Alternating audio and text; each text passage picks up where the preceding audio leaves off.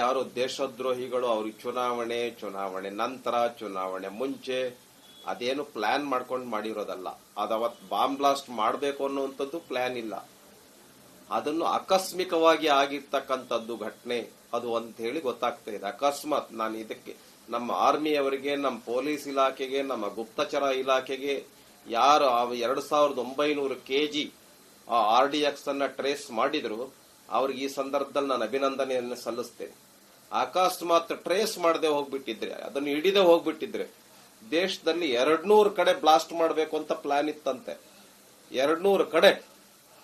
ಹಾಗಾಗಿ ನಾನು ನಮ್ಮ ಪೊಲೀಸ್ ಇಲಾಖೆಗೆ, ನಮ್ಮ ಆರ್ಮಿಗೆ, ನಮ್ಮ ಗುಪ್ತಚರ ಇಲಾಖೆಗೆ ನಾನು 100 ಬಾರಿ ನಾನು ಅಭಿನಂದನೆಗಳನ್ನ ಸಲ್ಲಿಸ್ತೇನೆ. ಇದು ಕಾಂಗ್ರೆಸ್ ಈಗ ಹೊಸ ಒಂದು ಹಿರಿಯಾದೆಯನ್ನ, ಹೊಸ ಒಂದು ತರ್ಕವನ್ನ ಈಗ ಮುಂದೆ ತರಬಹುದು.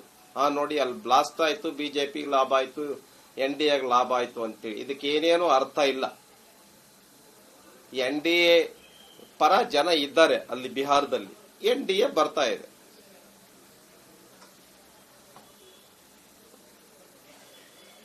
ಅದು ಗೊತ್ತಿಲ್ಲ.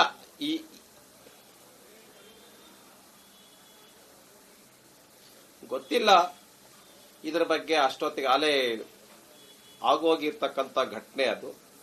ಇದರ ಬಗ್ಗೆ ಎಲ್ಲ ನಾವು ಅದರ ಲಾಭ ಇದ್ರ ಲಾಭ ಆಗುತ್ತೆ ಅಂತೇಳಿ ಬಾಂಬ್ ಬ್ಲಾಸ್ಟ್ ಆಗಬಾರದು ಮತ್ತು ಮಾಡಕೂಡದು.